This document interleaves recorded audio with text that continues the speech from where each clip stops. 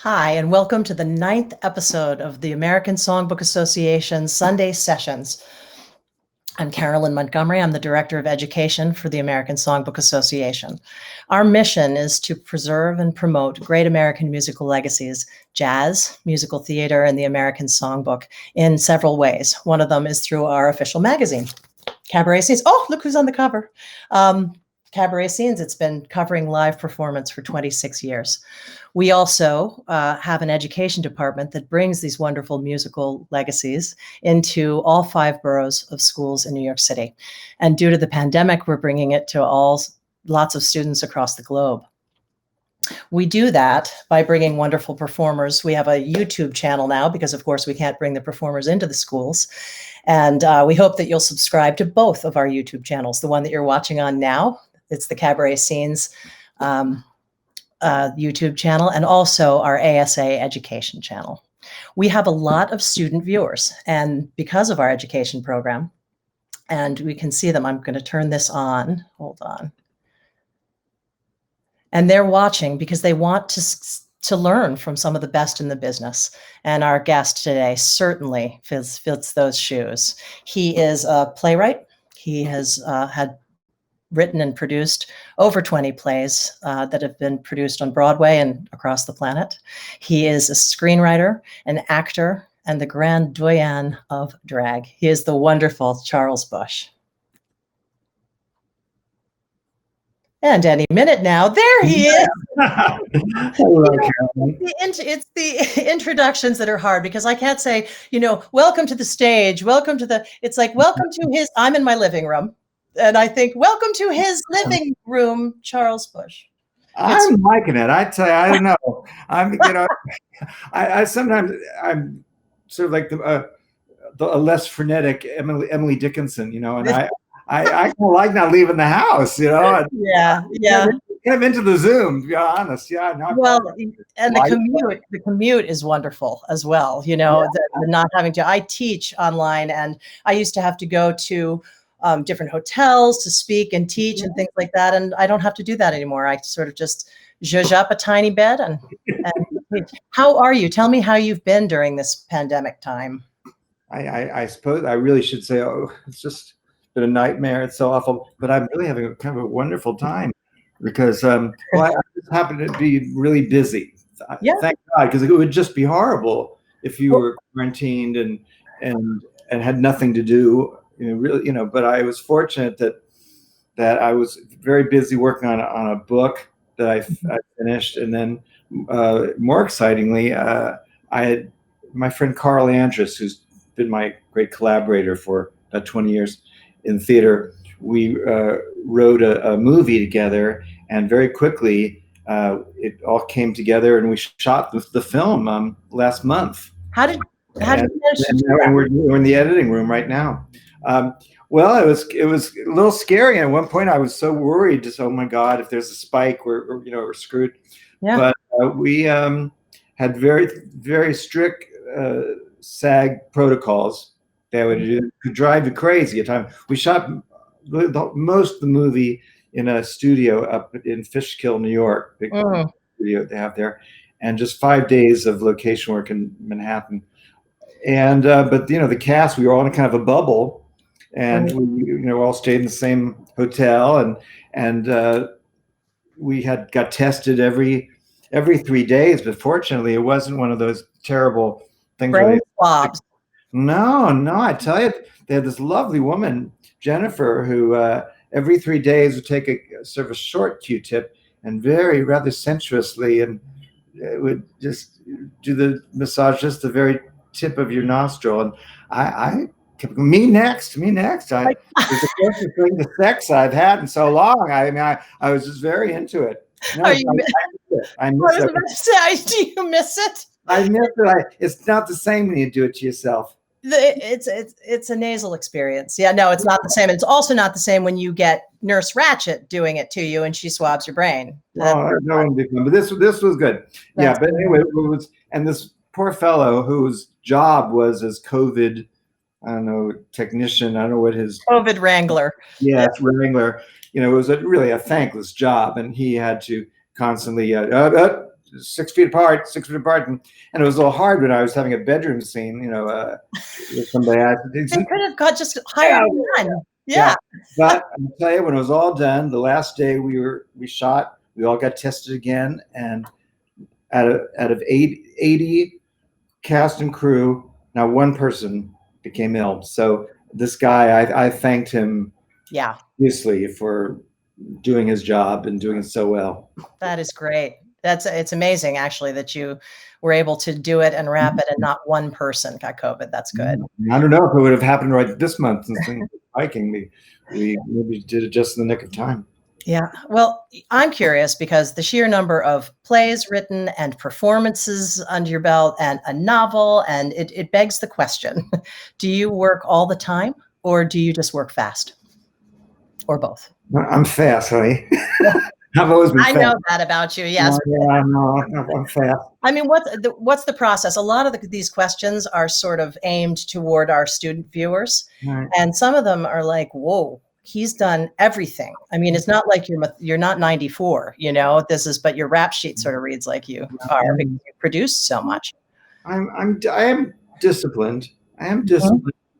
But I think, from the very beginning, it's a very peculiar career I've had. Mm-hmm. I always wanted to be on stage. That was my obsession since I can remember, but I'm also very pragmatic. Yeah. I always had kind of a clear look at things. And I saw, particularly when I went to Northwestern University as a theater major, that I wasn't being cast. And mainly I thought about, okay, what is it? Why am I not being cast? And do I even want to be cast in these parts that I'm clearly not right for? And so I started, and I always wrote, but I joke around and say that it took me to the advanced age of 19 to figure out I could write a starring role for myself. And then so really the answer to the whole question is that I've been writing material for myself since I was 19 years old. Right. And if I wanted to get on stage, I better have that script ready. I had better have that act ready. I had better have that book ready, all those things, so discipline and experience. Yeah, because to get on stage, I need the material. So right. And I've been very lucky that in this 45-year career as a writer, I've almost never written completely on spec. Mm-hmm. It always seemed like either it was a deadline that I had to impose on myself that I'm booked at the duplex and I got to have an act ready by June 20th. Right. Or we were putting on a play with my company, and or sometimes I've been in a lucky position where there's theaters where I have relationships that I call up and say, could I have one of your theaters for the month of March and April? And they say yes, and then I write the play. Right. When you're a lead actor in your own play, do you rewrite? I mean, do you all of a sudden go home and say, this isn't working, I'm going to rewrite? Oh, I'm terrible. I make everybody else learn new lines, and my lines never change. Oh, that's just terrible. Oh, it's awful. I don't want to learn anything new. I'm going to rewrite it for you. That's hilarious. However, I do cut a lot of my stuff. Actually, I'll just be on stage people sometimes have asked me, well, isn't it difficult when you're on stage in a rehearsal or a reading? Don't you need an outside eye? First of all, I always have a director. Right. I've never directed my own plays. So I do have that outside eye. But I also I don't know. I think in my whole life, off stage and on, it sounds a little heavy here, but I'm participant and witness. Yeah. And I'm always slightly watching. Well, just what you said about you at 19. I mean, I know actors who are 59 that don't have the sense of self to say, okay, I'm not getting these parts. It's not just bad luck. Let's analyze why I'm not, and let's find a medium that's going to have me so I can get out there and do what I love. That's at 19. Well, I think I was raised in a good way of just not being a fantasy queen and just try as much as you can, because we all do live. There's a system of illusions that we all do live by, and sure. But you can try. try to be very Katharine Hepburn and just you can try to have a persona. but what was I going to say to you? But however, I think an important mind game I've played with myself to try to not get negative about, because there's negativity to, I'm not right for these parts and it'll never happen for me, or whatever. And I guess what I've tried, not always successful, is with each thing I've done, whether it's cabaret or theater, the question I ask myself is, what have I to offer? Right. That's a positive spin on things, as opposed to thinking, oh, gee, I'd like to do a cabaret act, but I'm not really I'm an okay singer. Well, in cabaret, as opposed to when you're playing a role. So I talk a lot to students about the power of a lyric, and that you need to be connected to it and authentic. We've seen plenty of people get out there with glorious voices and we're asleep in 10 seconds because they're just saying words. You're not that guy. And I'm wondering, when you're choosing music for cabaret, is it about the lyric first? Is it because you deliver them so well? Is really what I have to offer, since I'm not offering you, just octave jumping pyrotechnics. What I have to offer you is my gifts as a storyteller and as an actor. Well, I'm going to play a clip from you in Lincoln Center at the Lady at the Mic, which I think demonstrates really well how powerful, when you're very, very connected to the lyric, it can be in a performance. So I'm going to play Charles Busch at Lincoln Center, the Lady at the Mic. I used to dream that I would discover the perfect lover someday. I knew I'd recognize him if ever he came round my way. I always used to fancy then he'd be one of the godlike kind of men, with a giant brain and a noble head, like those heroes born in the books I've read. Then along came Bill, who's not the type at all. You meet him on the street, never notice him. His form and face and his manly grace are not the kind that you would find in a statue, and I can't explain. It's surely not his brain that makes me thrill. I love him because he's wonderful, because he's just my Bill.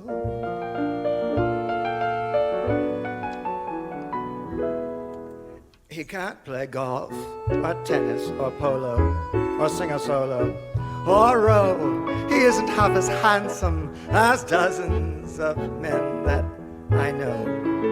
He isn't tall or straight or slim, and he dresses far worse than Ted or Jim. And I can't explain why he should be quite the one man in this world to me. He's just my Bill, an ordinary guy. He hasn't got a thing that I can brag about, and yet to be upon his knee, so comfy and roomy, seems natural to me. And I can't explain, it's surely not his brain that makes me thrill. I love him because he's, I don't know, because he's just my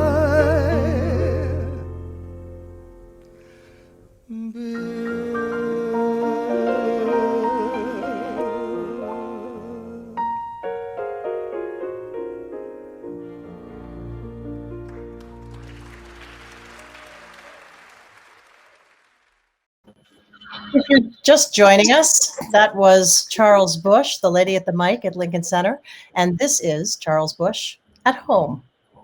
So I was going to ask you a question that I'm now going to have to change because you've really already answered it. It was about the fact that you play glamorous, mighty women often, and I was going to say, when did you start doing drag and why? But I think you pretty much explained that at 19, you were writing your own roles. So here's my question. I love the women that you portray, and I also admire the work of Ryan Landry, who I think is a mutual friend. And one of the reasons is because I love the female characters so much, but a lot of my feminist friends are offended by drag because they say it's a caricature of women.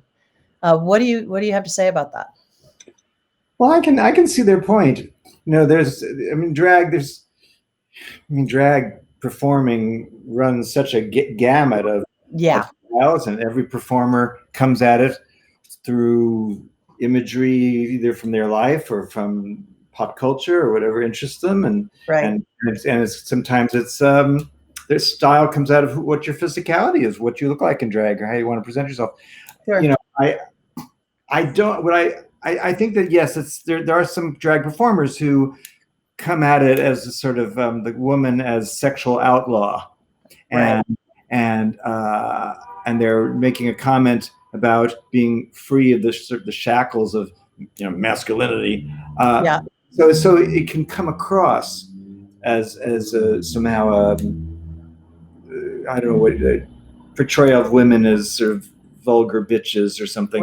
Right. Honestly, I find it hard to believe that there's any drag performer who would struggle so and to strive for a career based on hate or criticism. I think it might appear that way, but it's not their intention. I don't believe anyone's intention has ever been, any drag performer. I agree. At it from a negative place. I really don't. Yeah, no, I agree with you. And it's why I enjoy it so much. Our students were treated to Lucy Arnaz last week, and she was really fabulous. She really had a lot to say about performing, and she was really very funny. And I knew that you did a production of The Women with her and this just off the hook all-star cast. Can you tell me a little about that? Yes, this was a couple of years ago in Palm Springs. There's a marvelous theater there, Coyote Repertory Company. And we were doing a fundraiser for them of the screenplay of the movie The Women, 1939 movie. And I was the only fellow in the cast. I played the Norma Shearer role, but everybody, it was wild. Oh, it was Kay Ballard, Lucy Arnaz, Mo Gaffney, Perry Gilpin, Lorna Luft, Michelle, Lucy Arnaz, Florence Henderson, Carol Cook. I mean, it just went on every role. And it was just a wild experience. There's so many stories, but my Lucy story was that they found a little local 10-year-old girl to play my daughter, and she has a very dramatic little scene where she goes off into a corner and just prays that her parents won't divorce. Oh, mother, darling, daddy, dear, please don't divorce. And this girl was amazing in the rehearsal. Just tears kept coming. It was like Viola Davis and Meryl Streep. They would have, don't weep as copiously. And Carl Andrus, our director, and I were just fascinated by this pocket Streep. Yeah. And they're awful, but we made her do it about 8 times. But we were just so fascinated by it that she could do it. And the tears kept going. And finally, Lucy was watching this, and she sauntered over and she said to this little girl, "Kid, if you're going to some dark place, it's not worth it." Totally, that is hilarious. Through this whole interview process, Michelle Lee made me think about this. Have you seen this resurgence, this huge viral clips of Lita Powell Drake? Do you know who she is? No. She is, I'm sending you clips because you will love it. She was this obnoxious between 1978 and 1988. She did celebrity interviews for CBS. Chuck, who's my tech guru, started bringing her to my attention. I got to send you because Jim Caruso tweeted, she got Michelle Lee in an interview, and this is the kind of thing she did. She said, so I understand that you eat all the time. I understand that whenever there's food on the set, you eat. And Michelle was very calm, and she keeps needling, and she says, yeah, the woman I talked to said you had Chinese food. And Michelle was like, yes, I do enjoy eating very much. And I'm a woman who likes to eat. And then finally she says, yeah, she had to order Chinese food 5 times. And she manages to shut up her subjects, every single one of them. And she's got some very heavy hitters on there. I admired Michelle Lee. I will not ask you any questions like that. Feel free. I never noticed Michelle as being such a big eater. No, and she's got a beautiful figure, and this was just, she just. I never noticed that. I worked a lot with her, Michelle Lee. I've never noticed. Yeah, well, Michelle said, I do. I love food. I love to eat. I love to exercise. She's a beautiful figure, so it was very weird. There was something chef. Yeah. One who ate a lot, though, is a number of years ago. I wrote a new adaptation of the musical House of Flowers for a short tour with Patti LaBelle, who was a wonderful, wonderful lady. Wow. But she's published cookbooks. I mean, she's a renowned foodie. But I couldn't believe that in performance at the theater during intermission, I think she would total 2 lobsters and a plate of linguine. I don't know how she did it. But that's hilarious. But food is a big part of her life. She's in it. Yeah. Well, I'm going to introduce you to Lita Powell Drake because I will not get any inspiration from her, but I do love to laugh. So for our students now, again, I was going to ask you about your process in putting together a cabaret show a little bit, but you did talk about the fact that you talk more about it though. No. Yeah. I'm curious about what inspires you to do one. And I mean, is it the inspiration first? I just want to get up and tell my story to somebody. Are you asked to do it? What inspired you to do your last one? Well, about 9 years, I had done cabaret at different points of my career, but not for many, many years. And then about 9 years ago, kind of out of the blue, I got an offer to do my act on a gay cruise ship. And it was a lot of money, but I had no act and no musical director. I hadn't done anything like that in over 25 years. But I decided to do it anyway. And so I called an old friend of mine, Tom Judson, who's a marvelous musician. Yes, he is. For many years. And more importantly, who would be fun to be with on a boat for a week. Right. It's more important than musical skills. Tom has both. Yeah. It's a lot of fun. So we did that. And then it just, I wish I knew what happened next. Neither of us can remember, but somehow it led to another booking and another booking. And then I decided I really was into it. And I was going at it in a different way. When I was doing cabaret in the early 90s, I felt that an audience coming to see me would really just want me to be campy and funny, and maybe I could get away with 1 or 2 serious songs at most. But this time around, I just decided to, just be a singer and see what dramatic value that could be. And I've learned so much from Tom, who's been rather a martinet. Yeah. Things like tempo and pitch, and I even went to actually, since that video clip that you saw, I made the drastic decision of taking some singing lessons. And you know something, Carolyn, they work. I would say so. I have a clip of how well they worked. And in this one, the dress. I got better. The dress is off. You're in a fabulous suit. You're at 54 below, singing a ballad, a Mercer and Mancini ballad, and showing us how it's done. Here you are. I'm doing.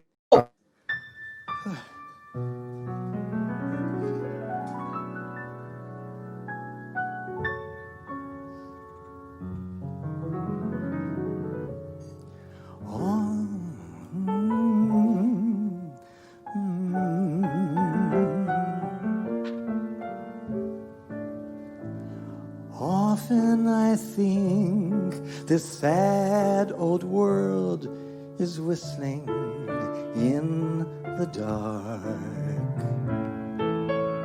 Just like a child who late from school walks bravely home through the park to keep their spirits soaring and keep the night at bay, neither quite knowing which way they are going, they sing the shadows away.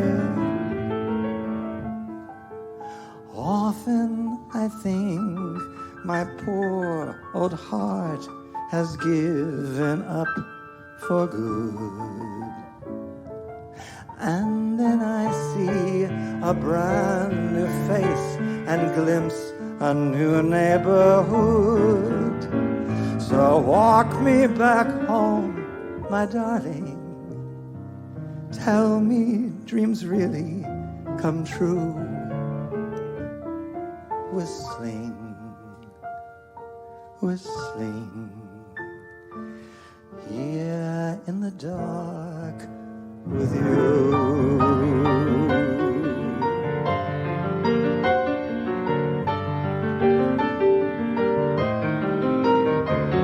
So walk me back home, my darling. Tell me dreams really come true.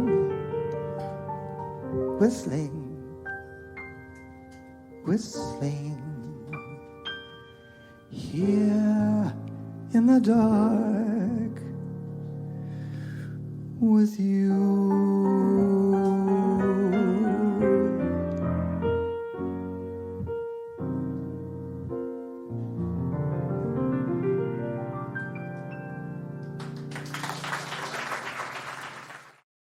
Well, I had to say something though. I would cut you off.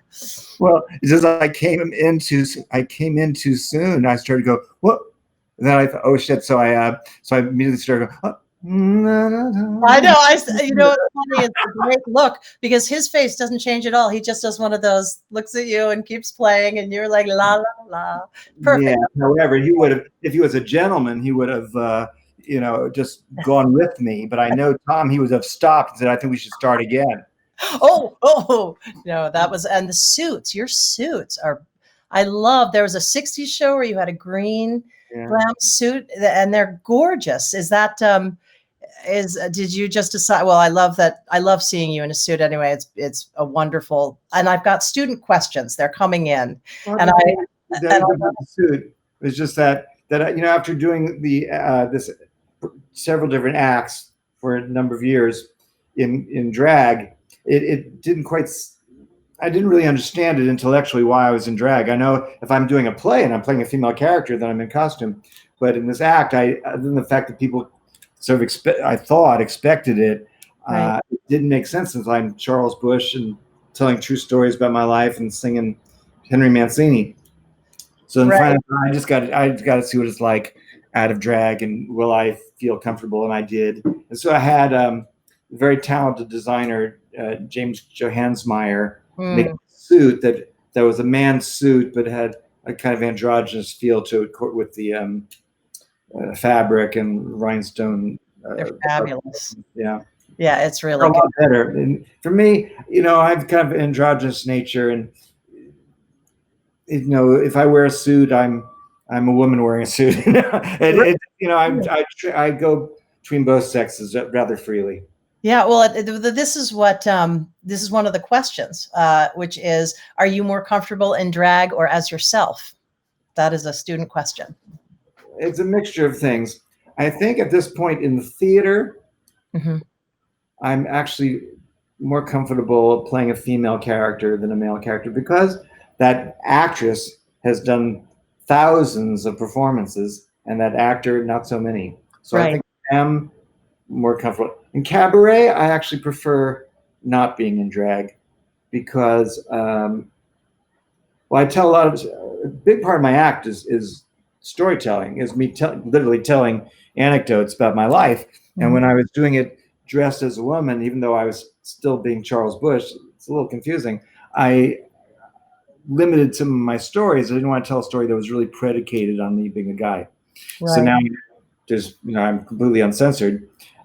And I think actually I sing a little better out of drag because I think instinctively, without thinking about it, was maybe thinning out my voice a bit, trying to feminize a bit. I don't know. Anyway, I really like it the way it is. That makes perfect sense, because if you're softening it, which we all should probably do in live performance, there's so much energy there, that if you soften your voice, you sing more easily. So that's probably. I like it better. I prefer it being out of drag. Yeah. Well, in Cabaret, because also the big thing about I think it's the thing that you probably talk about with every one of your guests is that in Cabaret, the more authentic you are and true to who you really are, the better. And I'd say you have to be 98% for real. There's 2% is that you are lifting it up for performance. Somebody just can't get up on stage and just right. There is a lift of energy and focus and shaping your personality, right. Finding out what you have to really know yourself and what is it about you that is you find the most attractive. What are people what are people who like you? What are they attracted to? What's part of your personality? And so there's a certain amount of editing, self-editing of yourself, of the aspects that you don't particularly need to reveal, but what's the positive sides? But you really have to know. So for me, I felt that the drag was Salome's final veil, that if I was really going to be authentically me, I should just take away the safety net. And that was a safety net for me. Yeah, sure. Well, I don't think it's a secret that so many popular cabaret performers are of a certain age. And I think it does come with experience, and it comes with knowing yourself. I mean, there are plenty of young people who sing beautifully and have a beautiful appeal and are charismatic and connect. But I think the stories that a lot of these performers have to tell are nuanced and told so authentically, knowing themselves. It's incredible. So here's a question for you. What were you like when you were 13? That's the age of our questioner. 13 is when you're in 7th grade? You're going into 8th grade. Oh, it was a terrible period for me. That was really bad. I was kind of at my lowest ebb, frankly. Because I had just, I talk about this a lot, so I kind of don't want to waste time here. But anyway, I had a lot of tragedies early in my childhood. My mother died when I was 7, and I had many issues. And by the time I was 13, I had so withdrawn into myself, and I was flunking out of school. And the next year, going into 9th grade, I was going to be left back in school, and I just couldn't focus on anything except for my fascination with old movies and theater history. From that I had no problem concentrating, but anything. Yes, but I was just very, very fortunate that my mother had an older sister, my Aunt Lillian, who stepped in and adopted me and brought me to live with her in New York City, very much like the plot of Auntie Mame. And she really saved my life and devoted herself completely to my reclamation. I mean, she tutored me every single night in school. And to try to, the goal was to get me to, to somehow get through high school and to get into college, and she succeeded. Somehow I was able to get into Northwestern. Well, and it's good for a 13-year. 13 can be a dark time. You had some very specific circumstances, but for our 13-year-old viewers to know that it gets better. I mean, I know that's a slogan, but it does get better. It's better, yeah. But I was very, very difficult. Probably the lowest part of my life. Yeah, and lack of focus. I've learned this actually, and a teenager who loses focus, the signs of depression are exactly the same as ADD.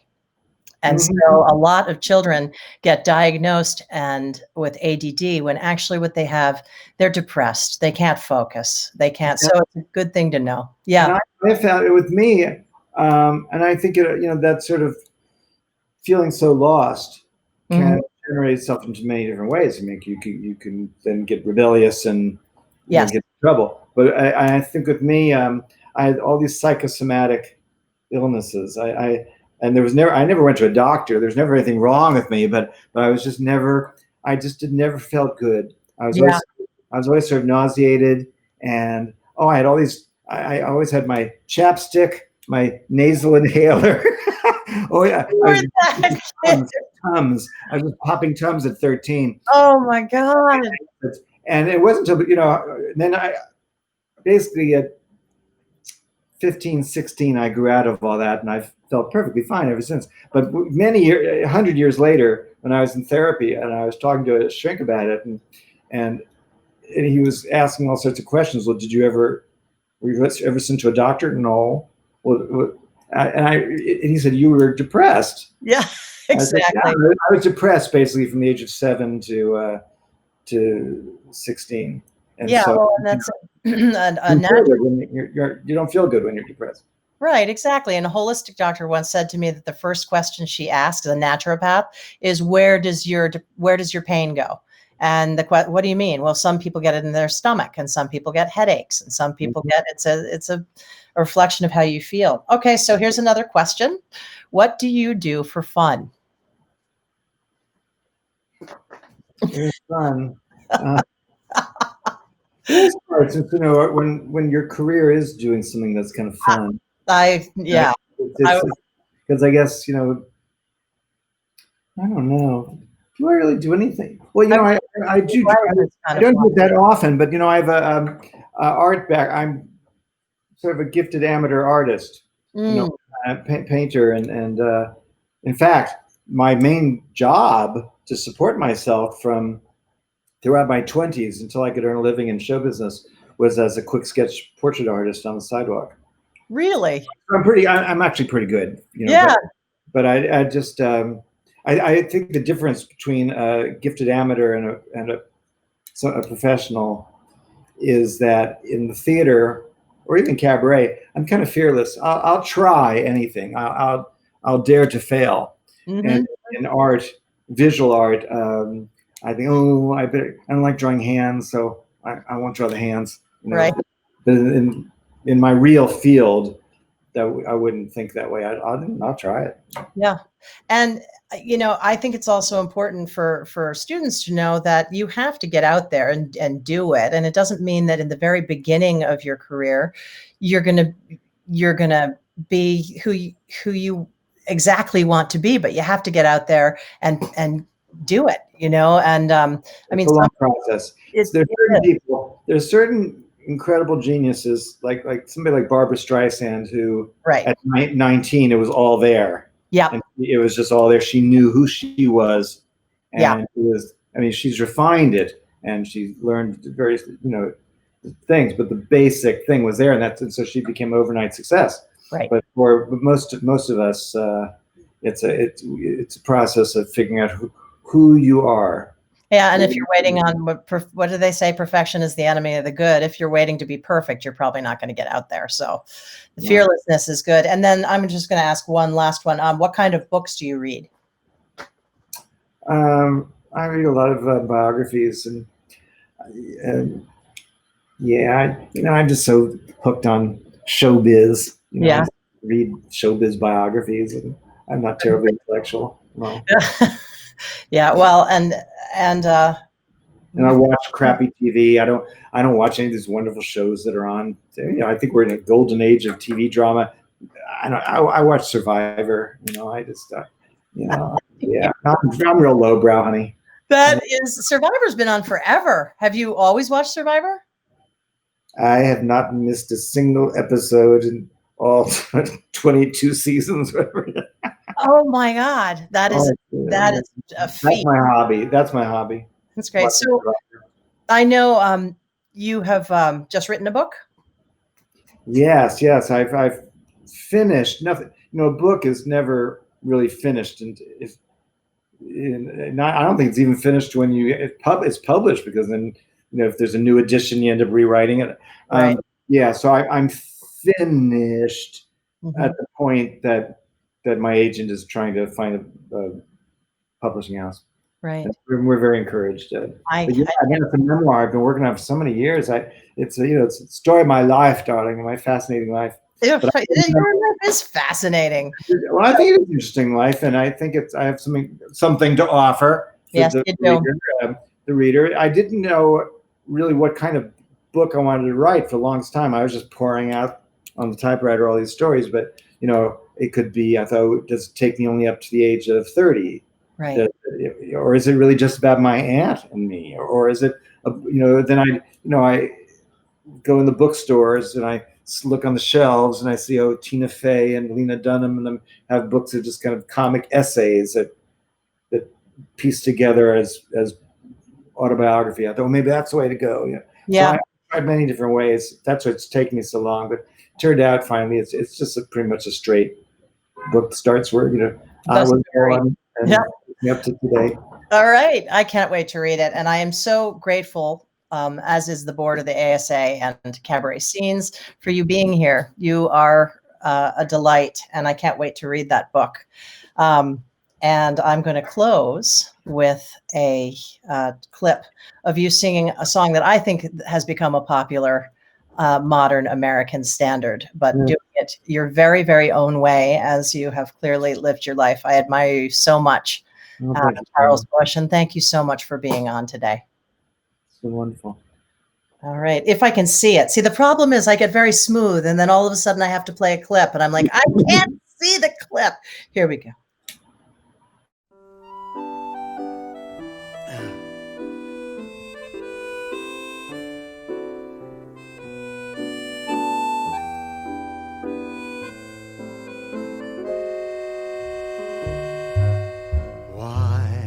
There's so many songs about rainbows and what's on the other side. Rainbows are visions, but only illusions. Rainbows have nothing to hide. So we've been told, and some choose to believe it. I know they're wrong, wait and see. Someday we'll find it, the rainbow connection, the lovers, the dreamers, and me.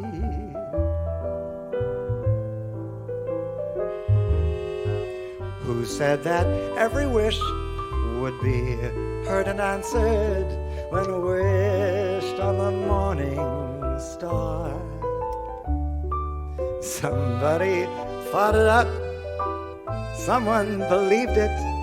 Look what it's done so far.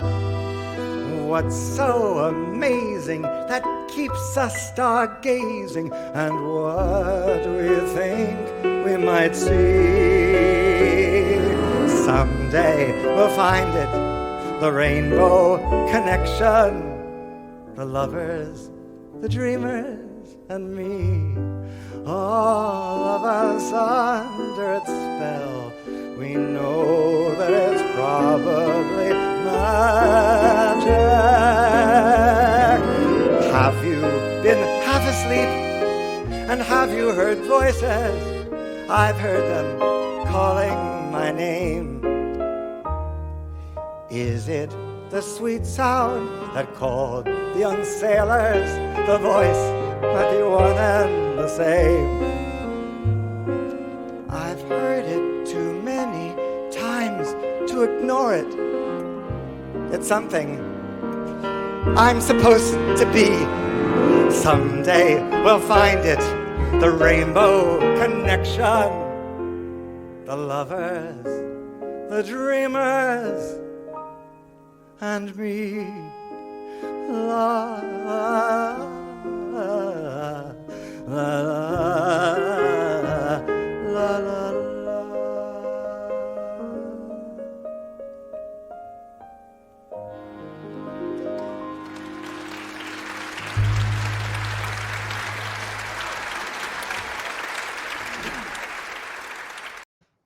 That was the incredible Charles Busch. And I am so grateful to all of you for being here to watch this interview. We are honored that he donated his time for this cause, which is the ASA educational programs. We are reaching kids through our YouTube channel, currently celebrating the Black American Songbook. I hope you'll subscribe to that. It's the ASA Education channel. And subscribe to this one. It's the Cabaret Scenes ASA channel. Also, if you'd like to become a member of the ASA, it's only $65. And, I can't find, excuse me, I'm trying to find our banner. When you're the techie and the host, it's multitasking is not my strong suit. If you'd like to become a member, you get, for $65, you get a year's subscription to Cabaret Scenes and a lot of wonderful perks. If you enjoyed the show today, we'd appreciate a donation of any amount to www.americansongbook.org, AmericanSongbookassociation.org. I'm Carolyn Montgomery, and the whole board of the American Songbook Association joins me in saying thank you so much for being here.